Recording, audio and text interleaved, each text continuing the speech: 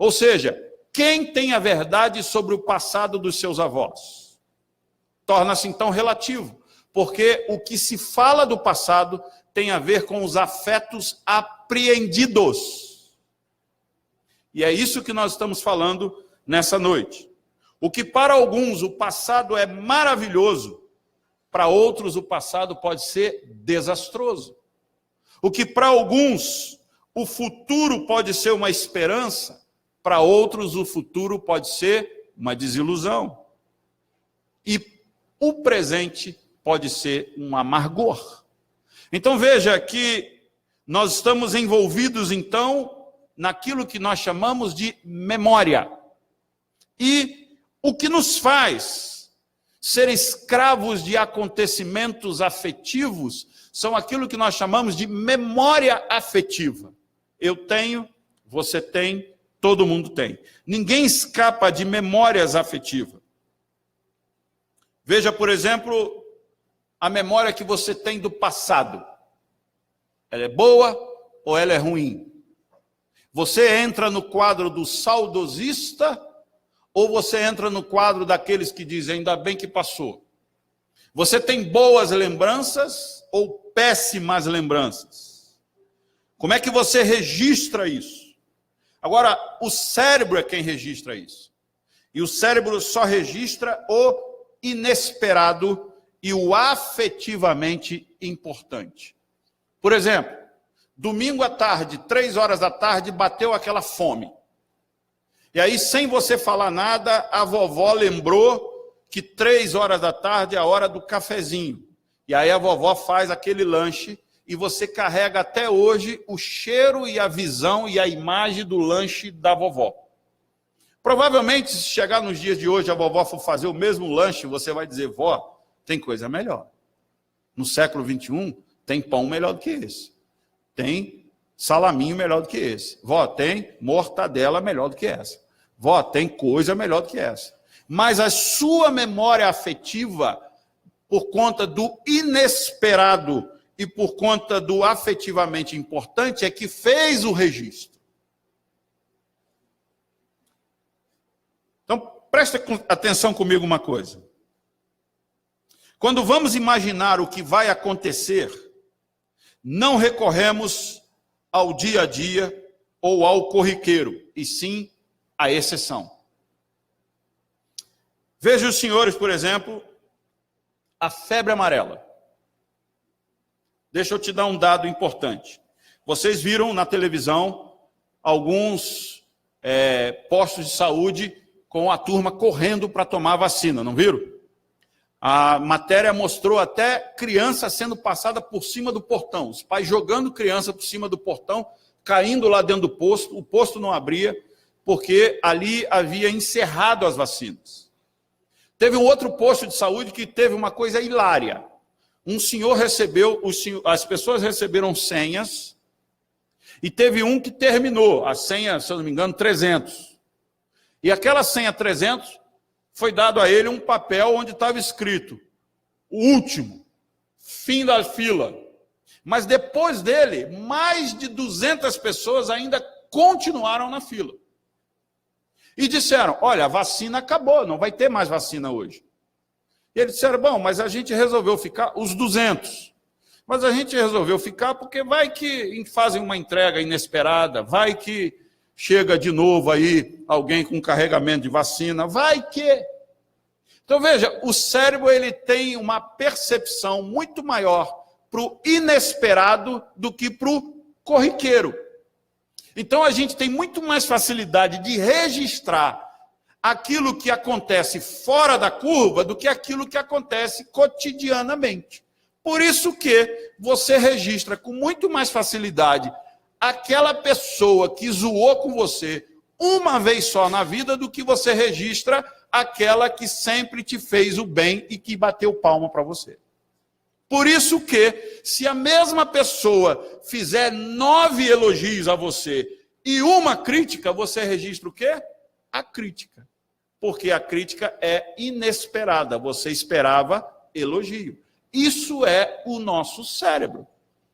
Dito isso, senhores, O que faz com que isso seja assim são os afetos que interferem em nossos raciocínios. Nós agimos afetivamente e não pelo raciocínio. Nós vamos ao culto se nós nos sentirmos abençoados por aquele culto pode nos dar. Nós não vamos ao culto porque é dever do cristão ir ao culto. Nós iremos ao culto se ele nos traz alguma afetividade. Por isso que você encontra cristãos dizendo, olha, o louvor é maravilhoso. Mas o que foi que o pastor pregou? Eu não sei, mas eu sei que foi uma bênção. Eu sei que foi profundo. Falou muito forte ao meu coração. Então, qual foi o versículo que o pastor disse? Deixa eu ver. Não lembro, mas foi uma bênção. Porque o registro é afetivo e não racional. É assim que nós processamos as coisas. E um dos afetos mais absurdos, e mais corriqueiro, e mais comum, é o medo. Então, como eu estava dizendo, a febre amarela. Olha um dado interessante. Segundo a Secretaria de Saúde, desde 2017, foram 137 casos pontuais. Ou aqueles que eles chamam de autóctonos, aqueles que são de tribos ou de pessoas que moram em regiões onde existem os macacos. Não é na cidade, é autóctonos, é tribos, é gente específica. 137 casos pontuais de febre amarela. E só 52 que vieram a óbito. Agora prestem atenção. O estado de São Paulo tem 45 milhões de habitantes. Ou seja, morreram uma pessoa para cada 1 milhão de habitantes. É quase ganhar na Mega Sena. Agora veja, comparando no mesmo período, morreram 883 pessoas de acidente de trânsito na cidade de São Paulo, que tem 12 milhões. Falei do estado, agora estou falando da cidade. Na cidade de São Paulo, em 2017, 883 pessoas morreram de acidente de trânsito. Isso significa que com 12 milhões de habitantes, um veio a óbito a cada 10 mil. Ou seja, é mais fácil você morrer de acidente de trânsito do que de febre amarela. Mas alguém aqui já teve pânico de trânsito, como está tendo pânico na febre amarela, por conta da divulgação? Por quê? Porque a febre amarela é um ponto fora da curva. Não é corriqueiro. É algo que teu cérebro percebe e faz com que alguns que eu li no jornal foram para a fila, ficaram o dia inteiro na fila e quando chegou a hora de ser vacinado, se deu conta que já havia sido vacinado. Eu, por exemplo, já fui vacinado quando eu viajei para a China, fui obrigado a vacinar. E a minha vacina não foi a fracionada, foi aquela que vale para a vida toda. Mas teve um dia que, se a Sandra não me lembra, eu digo, precisamos ir nos vacinar. Eu não moro na selva, não tem macaco perto de mim. Qual o risco que eu corro? Nenhum. Mas eu também posso ser acometido pela grande movimentação afetiva em que a cidade está levantando o problema. O resultado é que chegamos, é que os afetos fazem mais frente à nossa vida do que a razão. Tendo dito isso, você pode sair daqui dizendo, é verdade, eu não estou dizendo que você não deva ir se vacinar, não estou dizendo que você não deva ir procurar a vacina, não é nada disso, é só dizendo o seguinte, cuidado com o pânico, cuidado com o desespero que é movido por uma ação afetiva sobre as coisas. E é assim que nós agimos. Agora veja a promessa do Senhor para a nossa vida no Salmo 91, e é nele que eu quero me ater com vocês nessa noite. Isso aqui é só uma introdução sobre como nós funcionamos. Primeira coisa que nós aprendemos no verso 5 diz, não ter medo da noite e nem do dia. Sabe o que isso significa? Não ter medo do corriqueiro, não ter medo daquilo que faz parte do dia a dia da vida da gente. Mas pastor, nós aprendemos nessa noite que é óbvio, nós temos mais facilidade de ter medo dos extraordinários do que do ordinário. Nós temos mais facilidade, o nosso cérebro, de perceber aquilo que não é comum do que o que é comum. Por isso que às vezes a gente perde casamento, porque vira rotina. A gente não se atenta que o outro precisa da gente tanto quanto. Por isso que às vezes a gente é atropelado e não percebe. Cometeu-se bobeiras, porque entra no dia a dia, no corriqueiro. E é sobre isso que Deus nos promete no verso 5. Não ter medo das coisas corriqueiras, das coisas que nós estamos habituados, mas que estão também escondidos, daquilo que está sobre terfúgio, sobre uma sombra que pode nos acontecer sorrateiramente, nos pegando de surpresa. Isso não significa, e eu quero deixar claro no Salmo 91 aqui para vocês, isso não significa que nada não vai lhe acontecer. Pastor, eu estou blindado.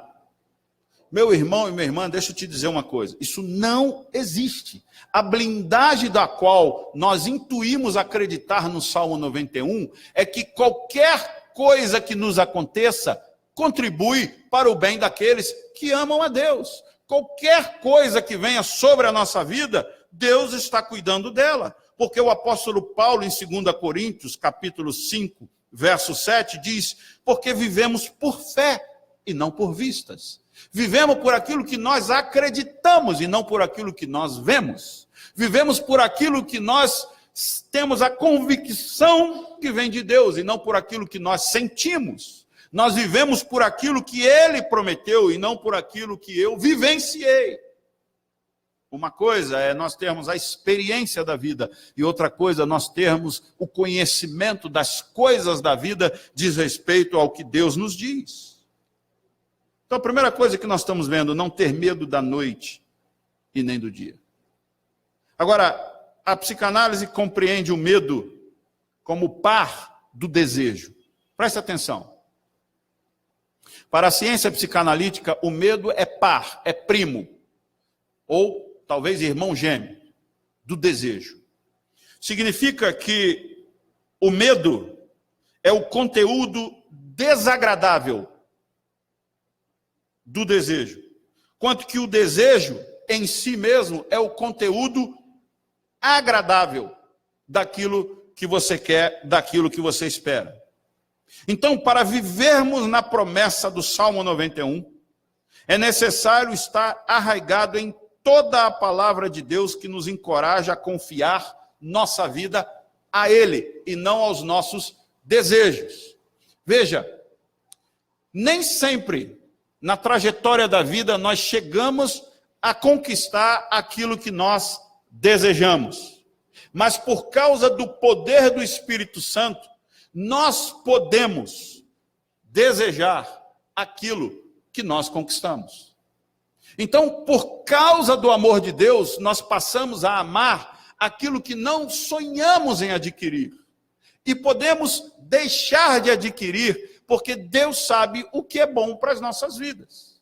O que eu estou dizendo? Que você, em Cristo Jesus, pode amar tudo que tem. Mas também em Cristo Jesus, você pode não ter tudo aquilo que amou ter. Ou seja, o desejo nem sempre é realizável na nossa vida quanto desejo. Mas a satisfação de Salmo 37, verso 5. O que diz o Salmo 37, verso 5? Entregue o seu caminho ao Senhor, confie nele e ele agirá. Abra comigo então, Salmo 37, verso 5, vamos ler juntos, numa só voz.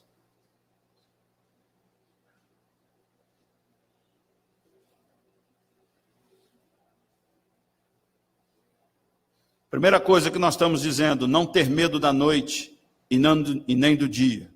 Andamos despreocupados porque Deus cuida da gente. Todo mundo achou? Salmo 37, verso 5. Entregue o seu caminho ao Senhor, confie nele e ele agirá. Todo mundo junto de novo? Entregue o seu caminho ao Senhor, confie nele e ele agirá. Agora vamos colocar o versículo no futuro ou no presente? Vamos ler, entreguei o meu caminho ao Senhor, confiei nele e ele está agindo. Vamos lá? Entreguei o meu caminho ao Senhor, confiei nele e ele está agindo. Vamos de novo?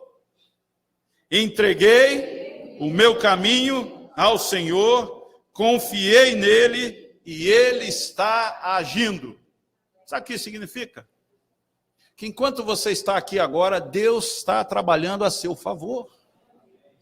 Significa que enquanto você está aqui, Deus está cuidando daqueles que não estão aqui, que você ama. Que Deus está cuidando daqueles que fazem parte da sua vida. Sejam objetos, sejam pessoas, sejam coisas, seja o que for. Nós temos que internalizar isso não só na nossa mente, mas nas nossas emoções. Entreguei o meu caminho ao Senhor, confiei nele e ele está agindo.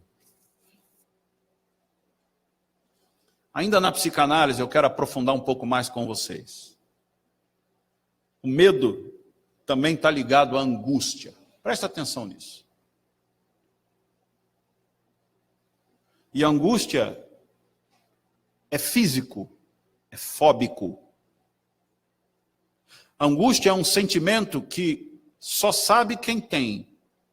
Quem não tem angústia e vê alguém angustiado diz, isso é frescura. Se é um homem angustiado, alguém pode dizer, isso é falta de serviço, é falta de coça, é falta de levar um soco. Se é uma mulher, é falta de tanque de roupa para lavar, louça. Sempre temos esse cunho quase que eu diria sobre isso? Preconceituoso. Mas a angústia é algo que toma o corpo da gente. E que o corpo responde a alguma coisa sentida, mas desconhecida. É não racionalizado. E é novamente o afeto falando mais alto que a razão. Por exemplo, ciúme é mais afeto do que razão. Abandono é mais afeto do que razão. Sentimento de morte é mais afeto do que razão. Pessoas que dão entrada em hospitais certos de que estão tendo uma parada cardíaca, mas eles estão tendo um transtorno de ansiedade. Gente que vê pelo em ovo, você já viu gente assim? Não precisa levantar a mão agora não. Que tem a convicção de que o outro vai lhe apunhalar pelas costas, sempre. Isso é mais afeto do que razão. Permita-me contar uma história sem dizer quem é, porque a pessoa é famosa. Mas essa pessoa foi minha ovelha durante 6 anos. Muito conhecido no mundo musical. E ele contou para mim como ele era completamente paranoico. E ele disse que quando ele saía de casa, ele tinha certeza que ia entrar outro homem lá para se deitar com a mulher dele. Então, várias vezes ele saía e andava um quarteirão e pensava em voltar. Saía, andava um quarteirão e pensava em voltar.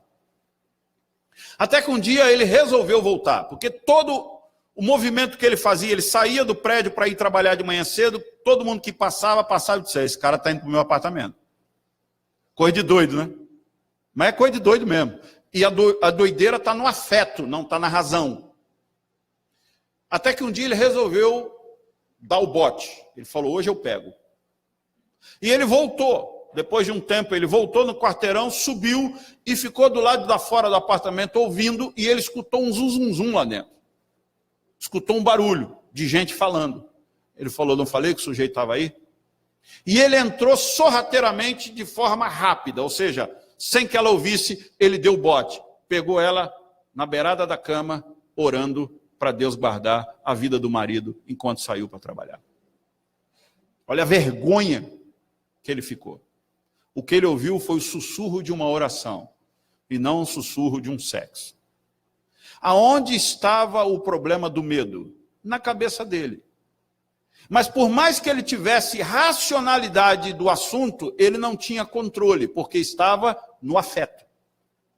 Isso significa que provavelmente, sem sombra de errar nenhuma, dando um tiro certo no centro do alvo, este menino, com certeza, foi traído pela pessoa que ele mais amou na vida, que foi ou a mãe ou o pai, em algumas circunstâncias que jamais saberemos exatamente se ele esperou o brinquedo e ganhou outra coisa, se ele desejou que o pai o levasse em outro lugar e o pai não levou, se ele queria a comida que a mãe fez e ela não fez. Alguma frustração ele vivenciou e isso o cérebro marcou nos afetos. Agora ele transfere para alguém que ele ama na fase adulta, a esposa. Agora olha bem para mim aqui, você que nos assiste pela internet. Todos nós somos assim. Quem que aqui nunca vivenciou um medo ou uma frustração ou uma necessidade dessa? Agora o que eu estou dizendo é da angústia. É quando esse medo não é identificado e ele responde no corpo. Taquicardia, sudorese, pupila dilatada, confusão mental e aquilo que a gente chama de TAG, transtorno de ansiedade generalizado. Simplesmente a pressão sobe ou cai e você diz, pronto, agora eu tenho um piripaque.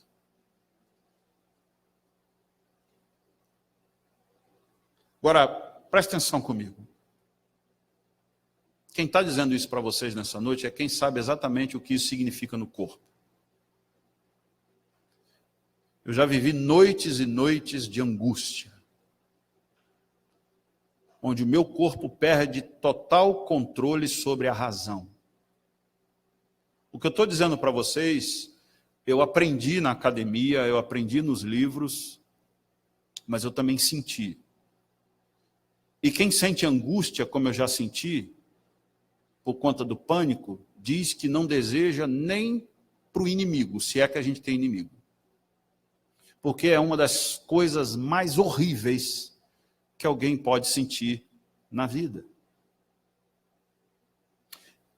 E sabe o que eu descobri?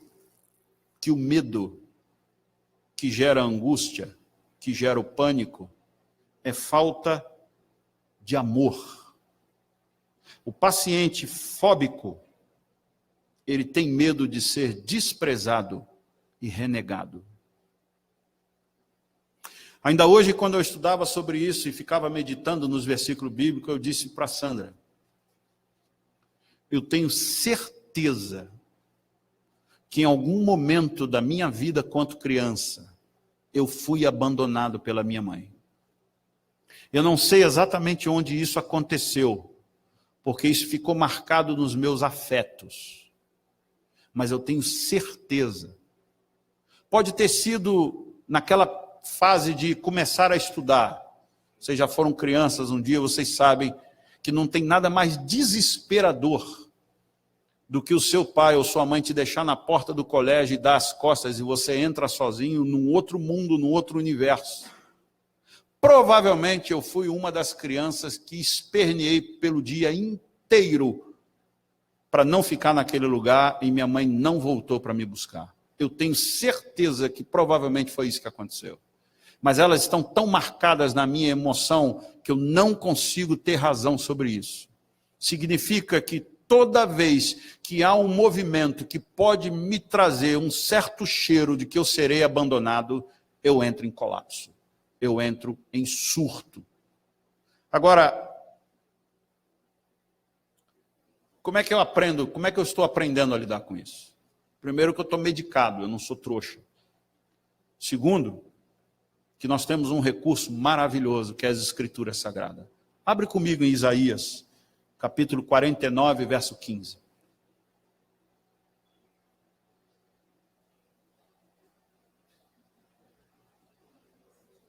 Isaías 49, verso 15.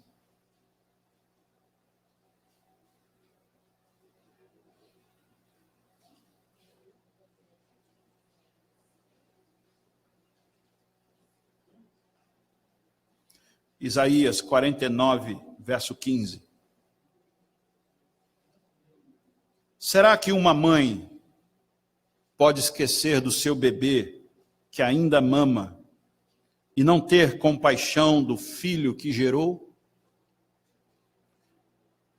É uma pergunta que o profeta faz.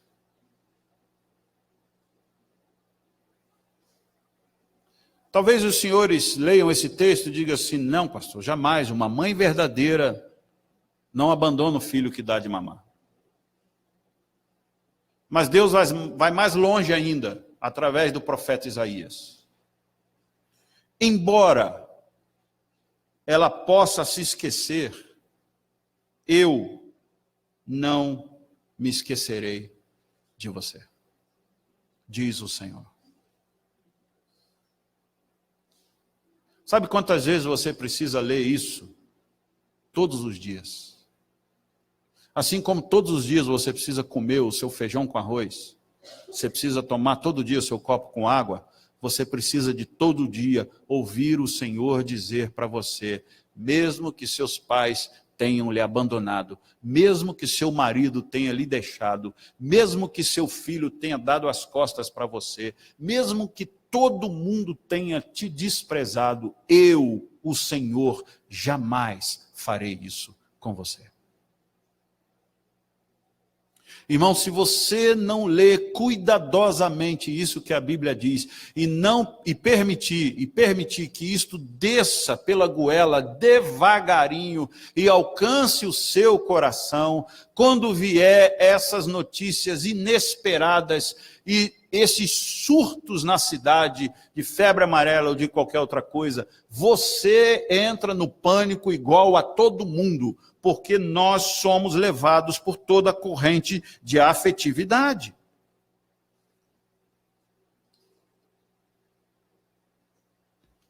Segunda coisa, e a última. O Salmo 51 ainda, no verso 5 e no verso 6. Ele diz, nem a peste que se move sorrateira nas trevas, nem a praga que devasta ao meio-dia. Segundo Salmo 91, verso 6, o texto básico dessa noite. Praga sorrateira. Aquilo que todo mundo chama de doença silenciosa.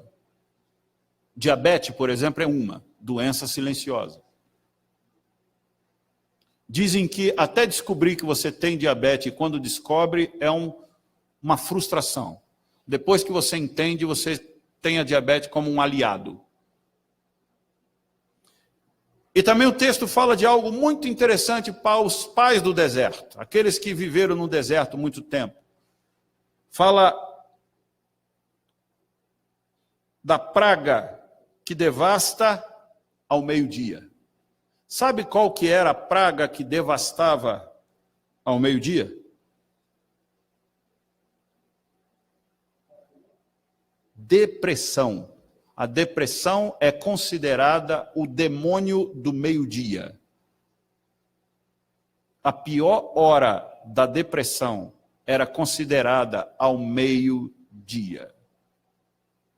Com aquilo que todo mundo diz que o sol está a pino, que o sol está incandescente.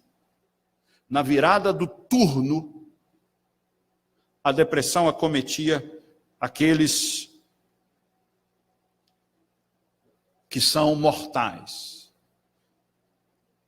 Agora, abra comigo o Salmo 55.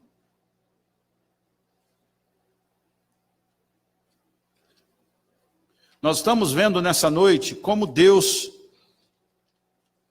trata conosco e o que Ele nos promete. Salmo 55 diz assim, escuta a minha oração, ó Deus, não ignores a minha súplica. Ouve-me e responde-me. Os meus pensamentos me perturbam. Estou atordoado diante do barulho do inimigo, diante da gritaria dos ímpios. Pois eles aumentam o meu sofrimento, e irados mostram o seu rancor. O meu coração está o quê? Acelerado. Olha a angústia brotando no coração do salmista. Você que sempre carregou a ideia de que os personagens bíblicos eram imunes a problemas, agora você está vendo nessa noite que ele sofre da mesma coisa que eu sofro de vez em quando. meu coração acelera. E acelera por quê? Olha o texto. Pavores da morte me assolam. Não tem nada mais que faça sentido para a síndrome do abandono do que a morte. A morte é o momento em que você fica sozinho com você mesmo. A morte é uma travessia que todo mundo tem que passar, principalmente os cristãos. Porque Jesus Cristo nos convida a segui-lo, mas antes de segui-lo, Jesus Cristo fala que nós temos que fazer o quê? Tomar a cruz. A cruz era o quê? Morte. O que Jesus nos convida a fazer para segui-lo? Quem não negar a si mesmo não pode ser meu discípulo. Então, se o cristão não passa pelo primeiro momento da vida cristã, em de negar a si mesmo e ficar sozinho consigo mesmo e morrer para si mesmo, não pode seguir a Cristo. Depois, a morte aparece lá na frente, como uma outra travessia, em que vai nos levar ao encontro nas nuvens, ou encontro no céu com Ele, porque essa é a promessa. Mas veja, primeira coisa que o salmista nos ensina, é buscar que Deus sonde o nosso coração. Segunda coisa, é buscar a presença do Senhor. Terceira coisa, é descansar na presença dEle. E descansar na presença do Senhor significa que o que acontecer, aconteceu. Talvez não seja aquilo que eu desejei, talvez não seja aquilo que eu orei, que eu quis, que eu busquei, mas se aconteceu, foi da vontade do Senhor, e eu descanso sobre a vontade do Senhor. Quantas coisas já aconteceram na nossa vida e que você deve ter pensado, disse, agora, se não for desse jeito, a vaca vai para o brejo. Não aconteceu do jeito que você queria, e você hoje se dá conta que a vaca não foi para o brejo. Quantas vezes nós nos desesperamos por coisas que queríamos que acontecesse e não aconteceu? Já estamos indo para o final, Salmo 46, verso 10. Olha o que diz aí.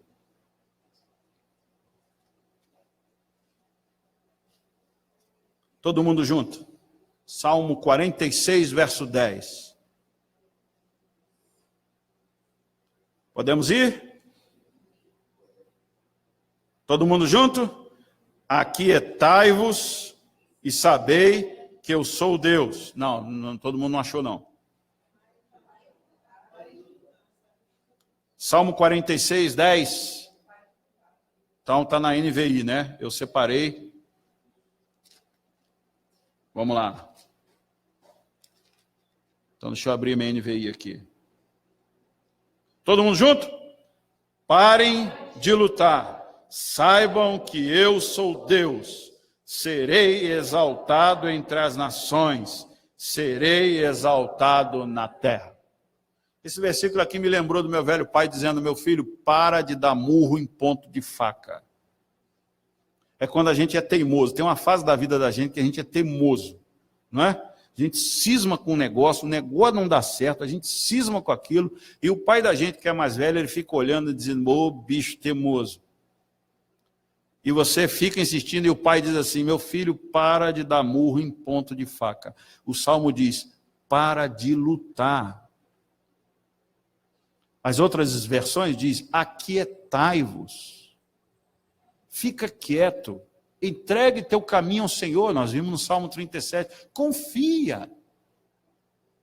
Deus sabe o que é melhor para você, mais do que você mesmo. Deus sabe exatamente do que você precisa. E mais, Deus sabe até os temores que você vai ter amanhã, que você não faz a menor ideia. Então o texto diz, para de lutar, confia. Eu sou o Senhor e sou exaltado. Deus cuida da gente. Nós cantamos os hinos, nós falamos isso todo domingo, mas eu quero que você entenda que essa questão de saber e de aquietar e de descansar no Senhor, ela não é racional, ela é emocional. Por isso, que o nosso Deus às vezes precisa nos levar por caminhos desconfortáveis. Porque você precisa ter a experiência que Ele cuida de você. E você não vai ter essa experiência somente lendo nos livros. Você precisa passar pelo vale da sombra da morte, como diz o Salmo. Porque quem não passa pelo vale da sombra da morte, não experimenta como Deus cuida.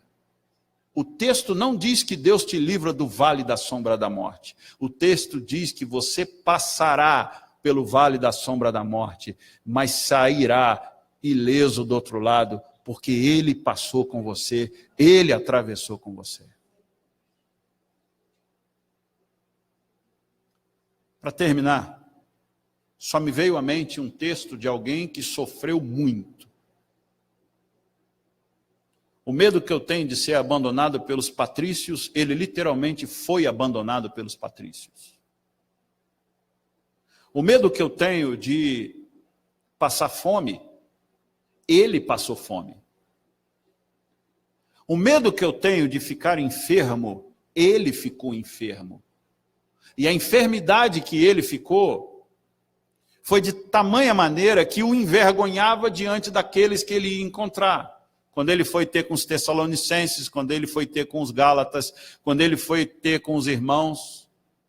O medo que eu tenho de não ter condições financeiras, de arcar com os meus compromissos, ele passou por problemas financeiros que ele teve que se virar e ele teve que administrar o pouco que lhe restou.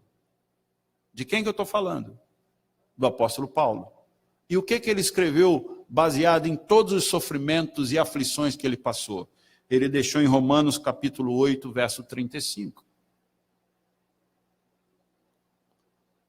Quem nos separará do amor de Cristo? Será tribulação? Angústia? Perseguição? Fome? Nudez? Perigo? Espada? Abra Romanos 8, 35, porque ele se completa no versículo 36.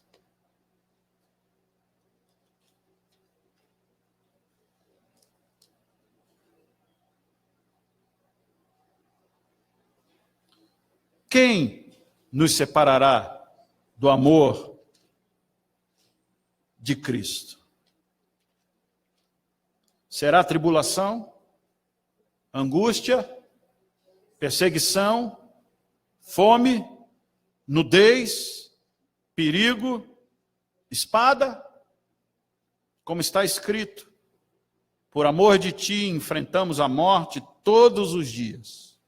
Somos considerados como ovelhas, destinadas aonde? Ao matadouro. Mas em todas essas coisas, somos mais que vencedores por meio daquele que nos amou. Completa, irmãos. Todo mundo junto. Pois estou de que nem morte, nem vida, nem anjos, nem demônios, nem o presente, nem o futuro, nem quaisquer poderes, nem a altura, nem profundidade, nem qualquer outra coisa na criação será capaz de nos separar do amor de Deus que está em Cristo Jesus, nosso Senhor.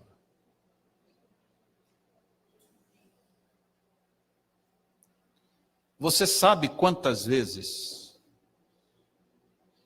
por causa da angústia e por causa do pânico, eu quis largar o pastorado? Você sabe quantas vezes eu vim para cá, para a igreja, e não quis entrar no salão? Você sabe quantas vezes eu passei de angústia nas horas do domingo por não ter o que pregar? Você sabe quantas vezes eu chorei no chuveiro porque não tinha dinheiro para pagar as minhas contas? Você sabe quantas vezes eu tive medo e angústia de ter que enfrentar alguns problemas e ter que enfrentar algumas pessoas? Medo de ter que enfrentar algumas pessoas. Você sabe quantas vezes eu passei por isso? Não, você não sabe, você não tem a menor ideia. Sabe por quê? Porque você tem um problema sério que precisa ser destruído na sua vida, que é a idolatria. Você acha que eu sou diferente de você, e eu não sou. Olha para Elias.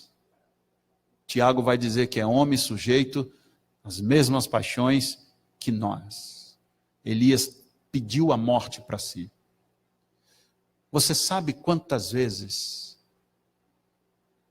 eu sofri tudo isso? Não sabe. Mas você sabe por que eu estou aqui? Por causa disso que o apóstolo Paulo leu. Nada me separará do amor de Cristo Jesus. Quem me traz até aqui, quem me leva para lá, é Ele. Eu só estou aqui por Ele. Pela minha própria saúde, pelo meu próprio emocional, é impossível. Mas a Bíblia diz que Deus transformou as coisas loucas desse mundo em sábias, para confundir os sábios, porque o poder é dele, o poder não é meu, não é seu, não é nosso, o poder é dele.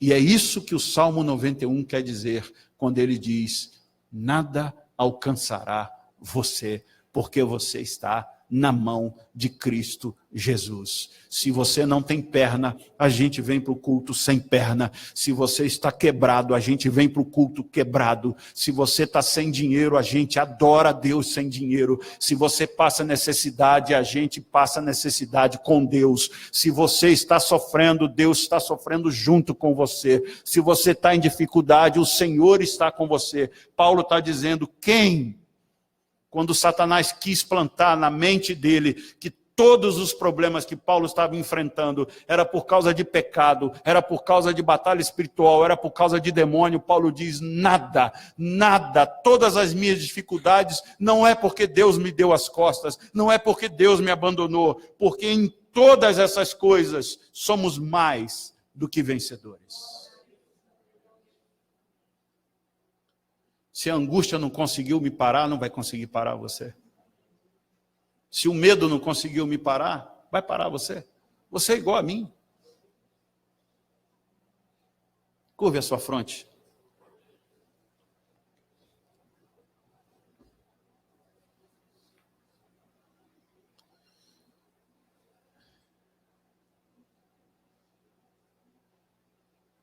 Senhor,